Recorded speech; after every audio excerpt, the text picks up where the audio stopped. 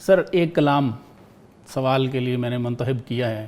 آپ جانتے ہیں کہ علامہ صاحب کو نادر شاہ افغانی بادشاہ نے دعوت دی. 1933 میں آپ گئے راس مسعود اور سید سلیمان ندوی کے ساتھ. تو وہاں پہ نادر شاہ سے ملے اور ان پہ بھی بڑے حضرت کے کلام ہیں. تو وہاں پہ خاص طور پہ حضرت نے کچھ مزارات پہ حاضری دی ہے، جن میں غزنی میں سب سے پہلی جو زیارت ہے آپ کی، وہ آپ گئے ہیں حکیم سنائی رحمۃ اللہ علیہ کے مزار شریف.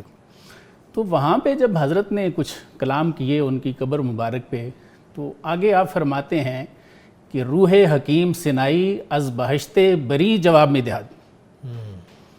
حکیم سنائی رحمۃ اللہ علیہ کی روح پاک بہشت سے جواب دیتی ہے، اور علامہ وہاں پہ مزار شریف پہ سنتے ہیں. تو ان میں سے ایک جو کلام روح حکیم سنائی رحمۃ اللہ علیہ نے کیا وہ یہ تھا کہ می ندانی عشق و مستی از کجاست، کہ اقبال تجھے پتہ نہیں ہے یہ عشق و مستی کہاں سے ملتی ہے. این شعائے آفتاب مصطفیٰ است، یہ آفتاب نبوت کی ایک شعاع ہے. تو سر میں نے اتنا ہی وہاں سے اٹھایا، انشاءاللہ اس پہ ہم پورا پروگرام کریں گے. یہ ارشاد فرمائیے کہ حضرت کو حکیم سنائی رحمۃ اللہ علیہ فرما رہے ہیں کہ آپ کو پتہ نہیں ہے عشق و مستی کیا ہے، یہ آفتاب نبوت کی ایک شعاع ہے. تو سر کس کو فرما رہے ہیں کہ یہ آفتاب نبوت کی ایک شعاع ہے؟ یہ کیا چیز ہے؟ اور کیا جس کو وہ مل جائے وہ مست ہو جاتا ہے؟ عشق و مستی آپ نے فرمایا نا، وہ مست خدا ہو جاتا ہے.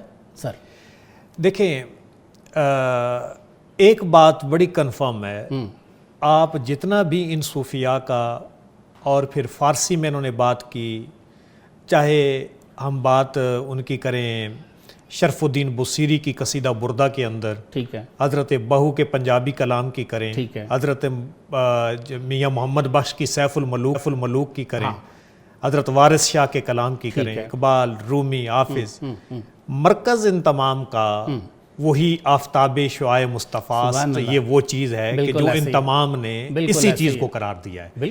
اس سے مراد یہ ہے کہ یہ ایک ایسی حقیقت ثابتہ ہے کہ جسے چیلنج بھی نہیں کیا جا سکتا، اور اس کی طرف رجوع کی سب نے تلقین کی ہے.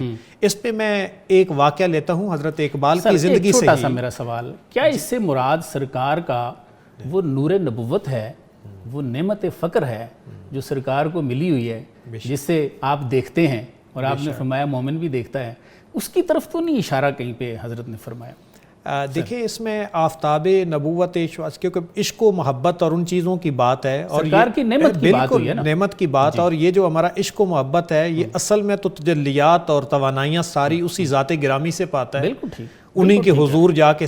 اس پہ بلکہ میں آپ کو لے کے جاؤں حدیث حضرت جابر، یہ امام بخاری کے دادا استاد ہیں جنہوں نے مصنف عبد الرزاق لکھی ہے، کمپائل کی ہے، اور اس کے اندر انہوں نے ایک رسول کریم کے نور نبوت کی تخلیق کے بارے میں حدیث پاک لی ہے. اس پہ ہم الگ سے کچھ سیپریٹ پروگرام کریں گے، بڑی وضاحت کی ضرورت ہے. مختصر یہ ہے کہ اگر کوئی اس چیز کو سمجھنا چاہے کہ یہ آفتاب نور مصطفیٰ شعاع کیا چیز ہے، تو یہ وہاں سے پتہ چلتا ہے اللہ نے مخلوق میں سب سے پہلے اپنے محبوب کریم کے انوار و تجلیات کو پیدا کیا، اور انہی سے آگے نظام کائنات اور سب چیزوں سے کو آگے لے کے جائے. جیسے حضرت اقبال نے خود بھی اشارہ کیا کہ لوح بھی تو، قلم بھی تو، تیرا وجود الکتاب، گنبد آبگینہ رنگ تیرے محیط میں احباب.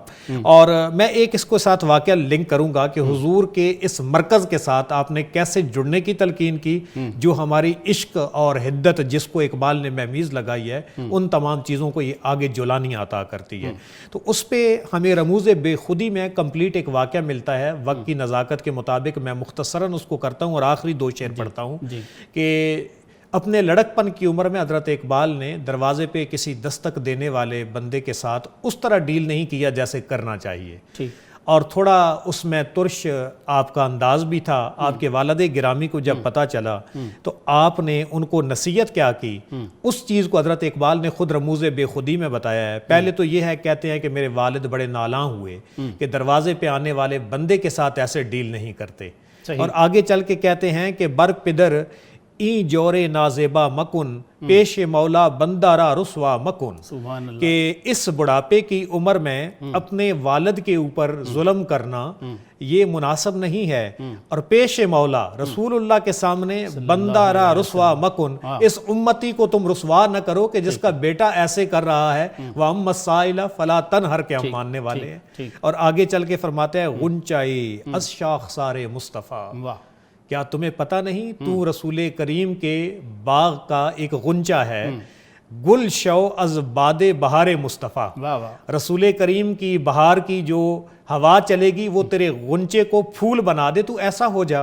آخر میں کہتے ہیں از بہارش رنگ و بو باید گرفت، بہارے از خلق او باید گرفت، کہ رسول کریم صلی اللہ علیہ وآلہ وسلم کے رنگ و بو سے بہار پکڑنی چاہیے اور ان کے خلق سے ایک حصہ لینا چاہیے۔ یہ وہی بات ہے جمال آفتاب مصطفیٰ، کہ رسول کریم کا جو خلق ہے، بلکہ کشف المحجوب میں حضرت داتا علی اجویری نے ان چیزوں کو لنک کر کے کہا لیست تصوف رسوما ولا علوما ولکنہ الاخلاق، کہ نہ تصوف رسم دنیا کا نام ہے اور نہ علوم کی کسی پنڈ کا نام ہے، یہ خلق نبوی صلی اللہ علیہ وآلہ وسلم کا پرتو ہے اور وہی شعائیں ہیں، وہی منبع ہے، وہاں سے سب کو فیض ہے۔